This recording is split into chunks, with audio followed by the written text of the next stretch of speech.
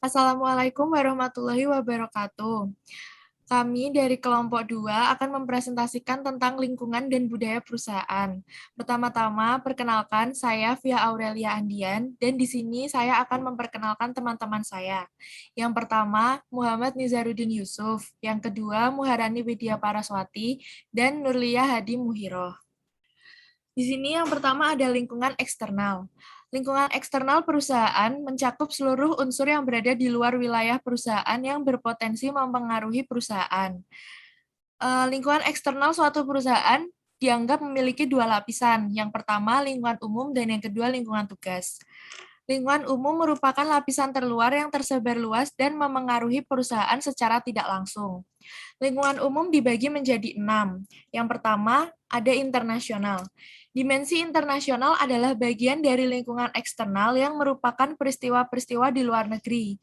Lingkungan internasional memberikan para pesaing, pelanggan, dan pemasok baru juga menentukan tren sosial, teknologi, dan juga ekonomi. Yang kedua ada teknologi. Dimensi teknologi mencakup perkembangan ilmu dan teknologi di bidang industri maupun masyarakat. Beberapa tahun terakhir, dimensi ini telah membuat perubahan hebat bagi perusahaan-perusahaan di semua industri. Kemudian yang ketiga ada sosial budaya.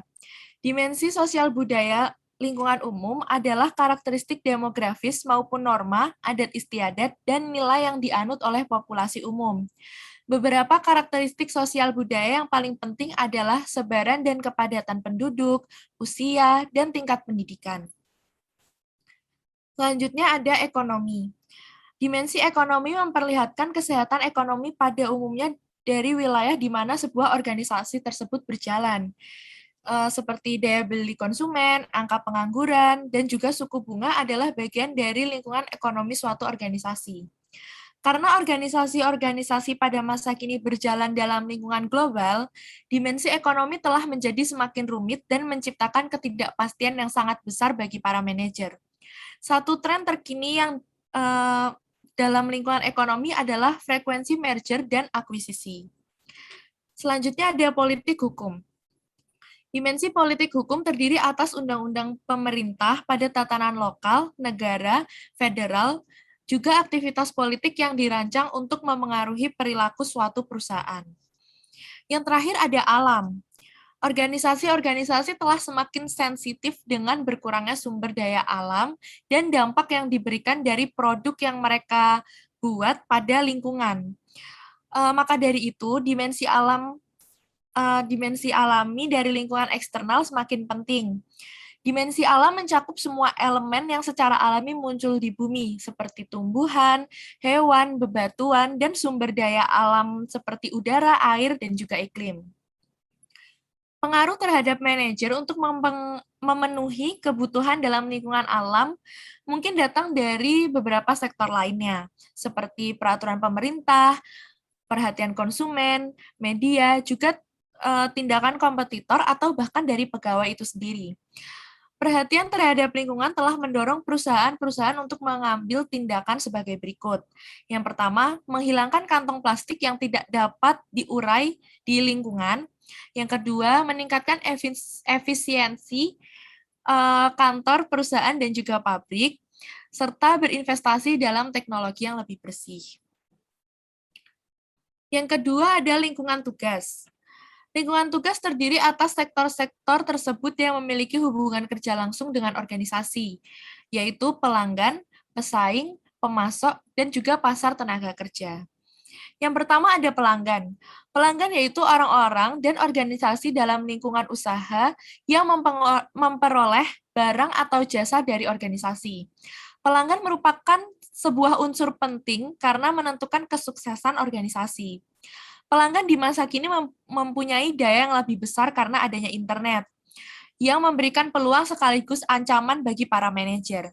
Pelanggan masa kini dapat secara langsung memengaruhi reputasi dan penjualan suatu organisasi. Yang kedua ada pesaing.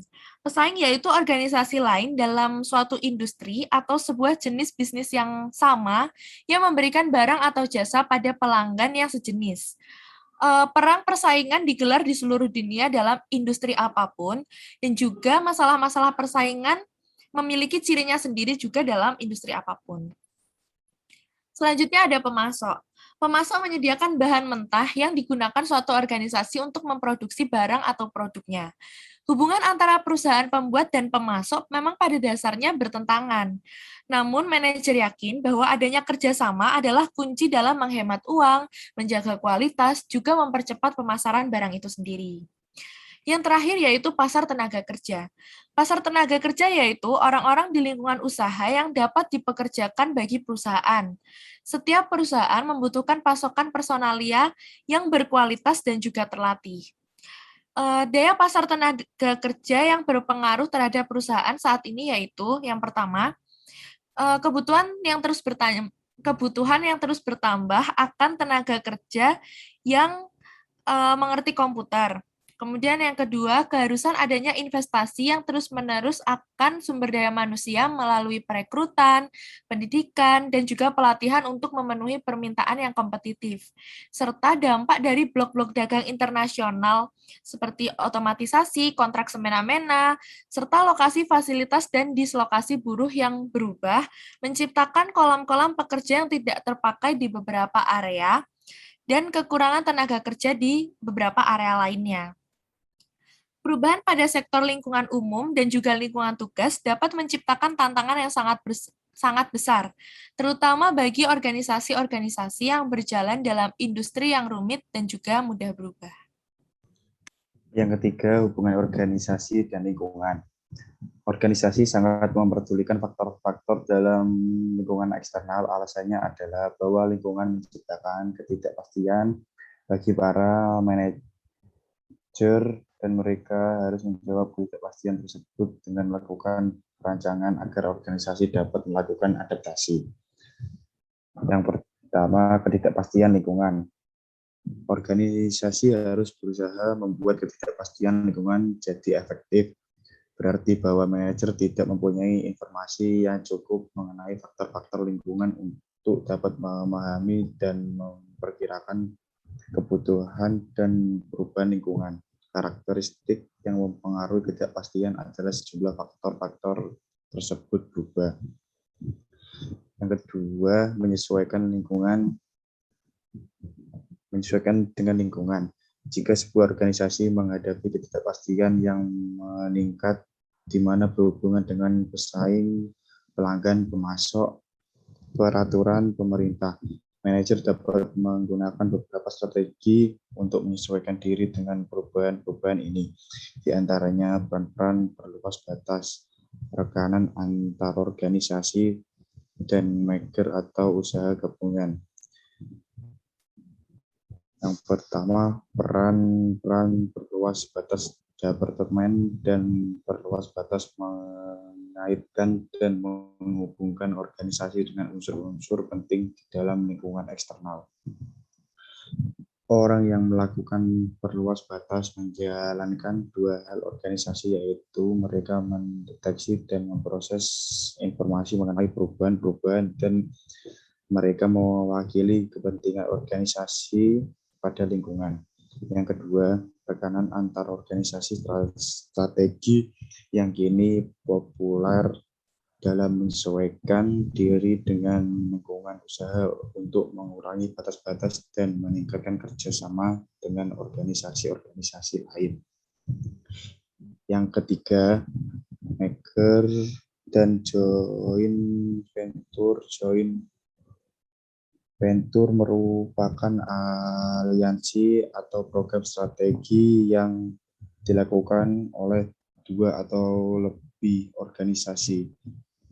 Sedangkan maker merupakan gabungan dari dua atau lebih organisasi menjadi satu.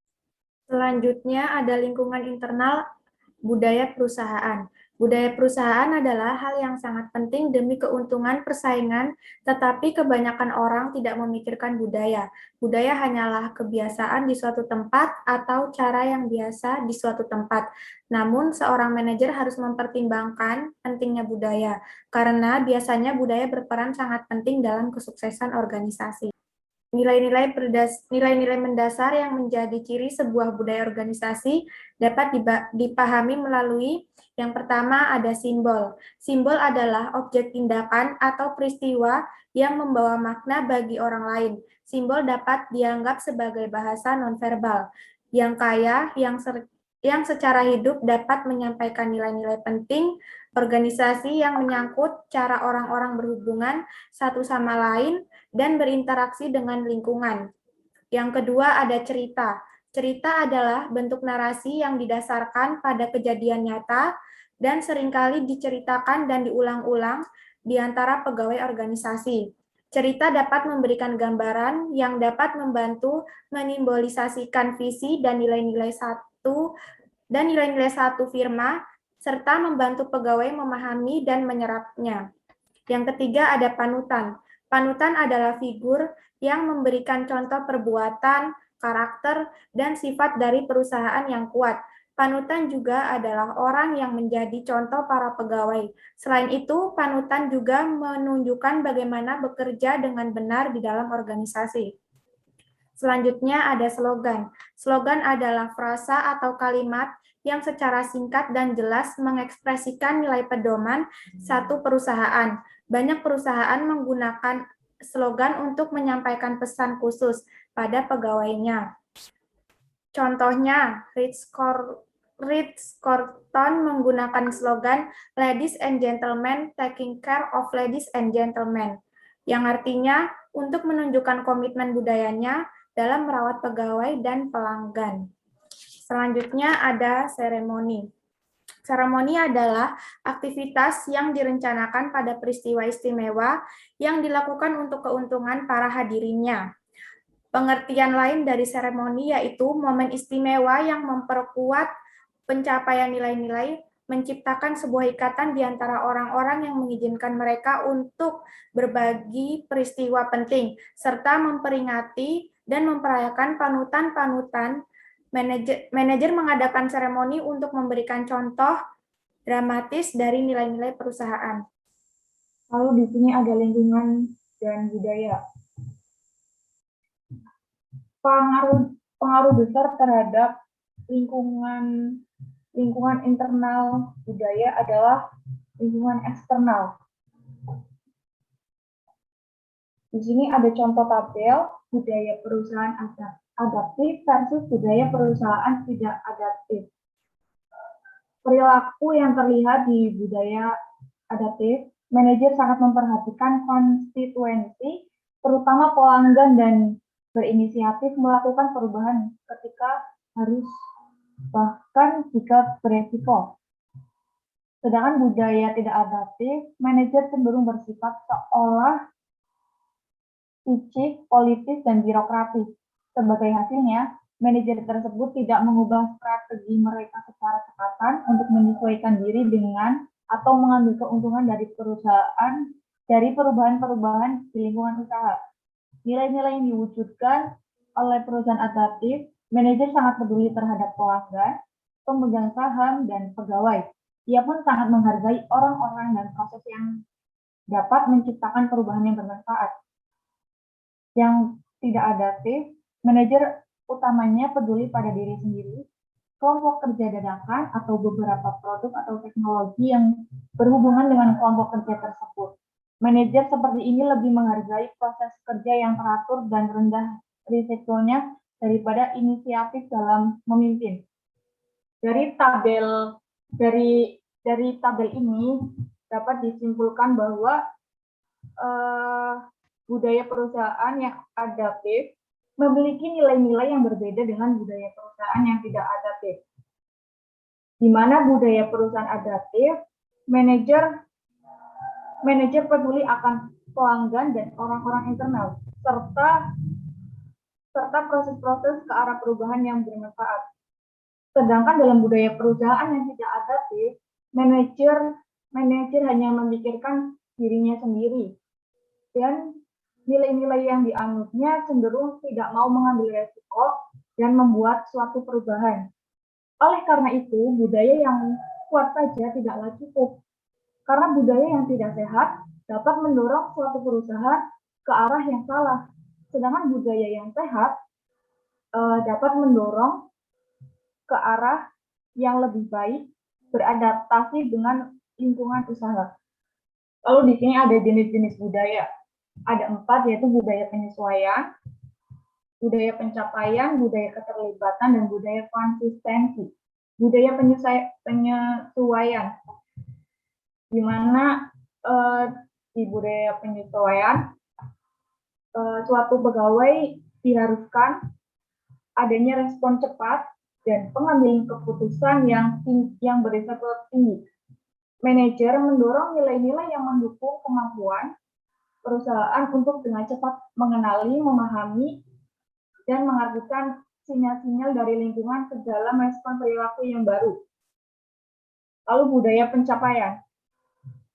Budaya yang berorientasi pada hasil ini menghargai persaingan, keagresifan, inisiatif perorangan, dan kerelaan untuk bekerja keras dan lama untuk mencapai hasil. Budaya keterlibatan menekankan fokus internalnya terhadap keterlibatan dan peranan pegawai untuk menyesuaikan diri dengan cepat terhadap kebutuhan lingkungan yang terus berubah.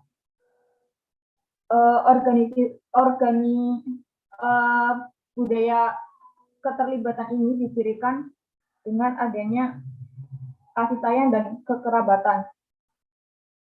Lalu budaya konsisten. Pada budaya konsisten ini menggunakan fokus internal dan orientasi konsistensi guna menjaga lingkungan agar tetap stabil. Ciri dari budaya konsistensi adalah patuh terhadap aturan dan cermat. Selanjutnya yaitu membentuk budaya perusahaan untuk menentukan respons inovatif. Yang pertama, mengatur budaya berkinerja tinggi. Budaya kinerja tinggi atau high performance culture yaitu suatu budaya yang 1. Bekerja berdasarkan misi atau tujuan organisasi yang solid. 2. Mewujudkan nilai-nilai adaptif yang dianut dalam pengambilan keputusan-keputusan dan praktik-praktik bisnis, serta mendorong kepemilikan pegawai per individu, baik akan hasil-hasil mendasar dan tulang punggung budaya organisasi. Yang kedua ada kepemimpinan budaya. Kepemimpinan budaya adalah satu cara utama di mana manajer membentuk norma nilai budaya untuk membangun suatu budaya berkinerja tinggi. Seorang pemimpin budaya mengartikan dan menggunakan tanda dan simbol untuk memengaruhi budaya perusahaan. Pemimpin budaya memengaruhi budaya dalam 2 area penting. Yang pertama, pemimpin budaya mengartikulasikan sebuah visi untuk budaya organisasi yang dapat diyakini para pegawainya. Pemimpin mengartikan dan menyampaikan nilai-nilai inti yang diyakini dan dianut pegawai. Nilai-nilai diikatkan dengan misi pendorong yang jelas atau tujuan inti. Yang kedua, pemimpin budaya memperlihatkan aktivitas dari hari ke hari yang memperkuat visi budaya. Pemimpin menjamin bahwa prosedur kerja dan sistem penghargaan selalu sesuai dengan nilai-nilai dan memperkuat nilai tersebut. Manajer secara luas menyampaikan nilai-nilai budaya melalui kata-kata dan perbuatan. Nilai-nilai yang diucapkan tetapi tidak diperkuat dengan perlakuan dari manajemen tidak akan berarti atau bahkan berbahaya bagi pegawai ataupun sebuah organisasi. Pemimpin budaya juga mengusung komitmennya terhadap nilai-nilai dalam melalui masa sulit atau krisis. Diusungnya nilai-nilai budaya dapat membantu sebuah organisasi untuk mengatasi krisis dan juga dapat membuat organisasi tersebut menjadi lebih kuat. Diciptakannya dan dipertahankannya budaya kinerja tinggi tidaklah mudah dalam lingkungan yang penuh goncangan dan tempat kerja yang berubah-ubah di masa kini. Namun dengan kata-katanya dan terutama perbuatannya, pemimpin budaya dapat membuat setiap orang di organisasi mengetahui hal apa yang sebenarnya paling penting. Sekian presentasi dari kami. Bila ada kesalahan dan kurangan, mohon dimaafkan. Wassalamualaikum warahmatullahi wabarakatuh.